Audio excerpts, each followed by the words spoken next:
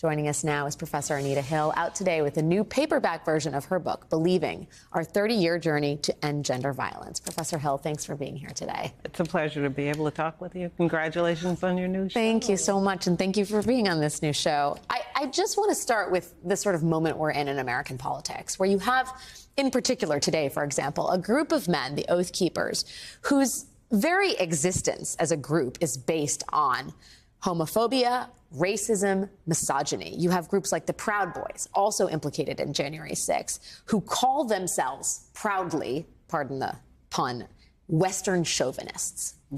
How and why is this happening so publicly, articulated with pride, with zeal? Is it coming as a backlash to, gains we've made in second wave feminism? I mean, what in society, what is the poison among us that has led to groups like this? Well, I think, in terms of patriarchy, if you will, there has always been an element of misogyny.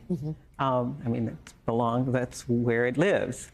There's an element of racism, homophobia. We can, all of those things are now coming together. And they're part of this whole long list of white male grievances that we have in this country that have been directed at politics. I talk about some of the ways that misogyny is used to recruit people into white supremacist groups, people who may not have white supremacist sentiments, but who have misogynist sentiments, and they get brought in, and now they not only have the misogyny, but now they have, they can be comforted and be part of a group and really be trained in white supremacy as well. And, I wrote about it in the book because of the gender implications. Yeah. Because it seems to be very clear that this is not going to go away on its own.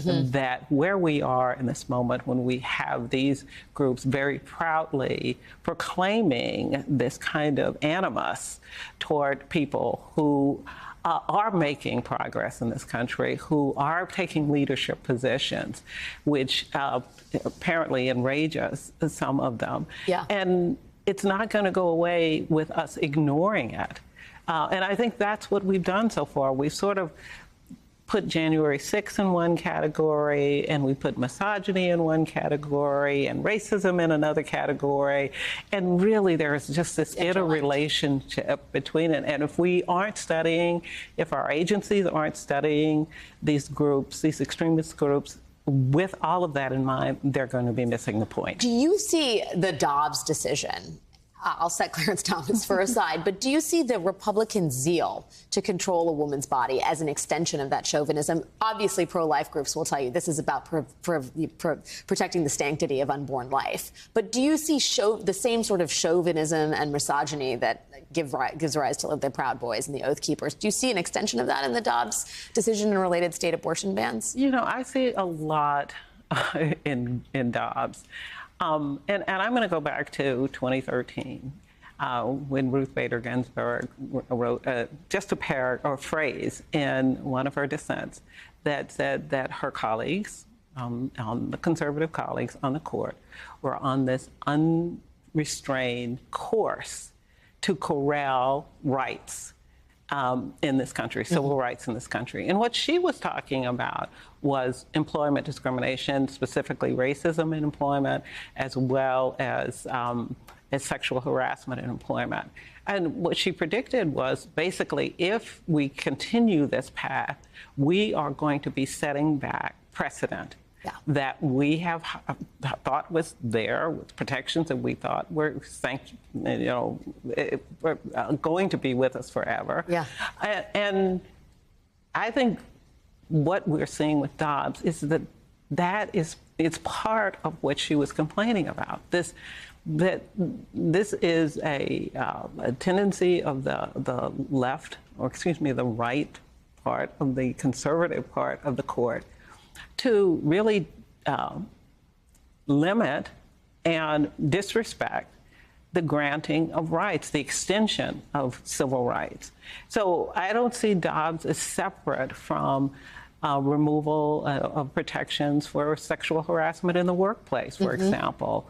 And that's what Ginsburg was complaining about is back in 2013.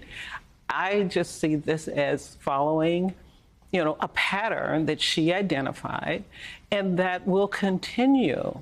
I mean, already in the Dobbs decision and the concurring opinions, Thomas's concurring opinions, he's given you every indication that he was willing to hear LGBTQ rights put on trial again, same-sex marriage put on trial again. And so we know we have, we've had this message for a while. But I think what we do have in this country is this tendency to try to divide and conquer. Yeah. And so, and we're trying to divide the rights to an abortion from the many other rights that you need, and we need to see them all together. Right. It's not a question of the judiciary or the legislature or the gubernatorial races. It's all interlinked. It is. Professor Anita Hill at Brandeis University, thank you for your time. You are, of course, author of Believing, Our 30-Year Journey to End Gender Violence, which is out in paperback today. It's so important to think about these issues holistically. Thank you for your time. I appreciate it.